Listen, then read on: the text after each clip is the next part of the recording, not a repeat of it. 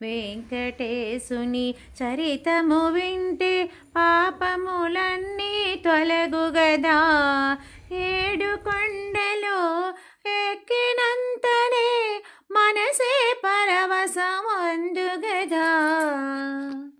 శ్రీనివాసుడే సూత్రము కట్టగా పద్మావతియే శిరమును వంచగా ముత్తైదవులే జడను ఎత్తగా మూడు ముడులను వేసెను స్వామి.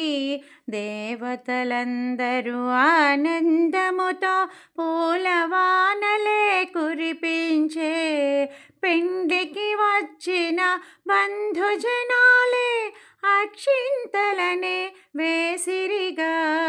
శ్రీనివాసుడే చిరునగవులతో భార్య ప్రక్కన కూర్చెనగా పద్మావతియే సిగ్గుపడుతూ అమితాందం పొందెనుగా. బంగారు పళ్ళాలు 9 పెట్టి నవరత్నములే నిండుగా పోసి ముత్తైదవులే తీసుకువచ్చి దంపతులెదురుగా పెట్టిరిగా. ఒకరిని ఎదురుగా వధూవరులను కూర్చోపెట్టి దోసిలి నిండా ముత్యాలు పోసి మంత్రాలెన్నో చదివిరిగా. వెంకటేశుని చరితము వింటే పాపములన్నీ తొలగుగదా.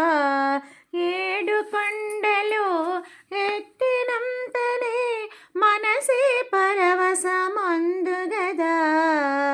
శ్రీనివాసుడు దోసిలి ఎత్తి పద్మావతి శిరమును పోసెనుగా. ముత్యాలన్నీ జలజలరాలి వింత సోయగములు తెచ్చెనుగా. పద్మావతియే స్వామి శిరమున ముత్యాలన్నీ పోయగను. తెల్లని ముత్యాలు నీలపు కాంతితో వింతగా రంగులు మారెనుగా. నీలమేఘ శ్యాముడు అయిన శ్రీనివాసుని దేహము పైన నవరత్నాలే రంగులు మారుతూ జలజలరాలెను ఆనందముతో.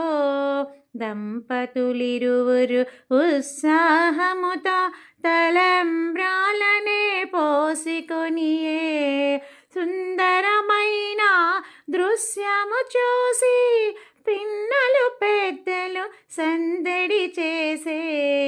చక్కని పూలతో దండలు కట్టి దంపతులిరువురు మెడలో వేసి వకుల మాత అక్షింతలేసి తీరని కోరిక తీర్చుకొనియే. వెంకటేశుని చరితము వింటే పాపములన్నీ తొలగుగదా. ఏడు కొండలు ఎక్కినంతనే మనసే పరవశమందుగదా. కోడలి నుదుట బొట్టు పెట్టి పట్టు చీరలో ఎన్నో ఇచ్చి 7 వారాల నగలను పెట్టి అత్తగా తానే మురిసిపోయే.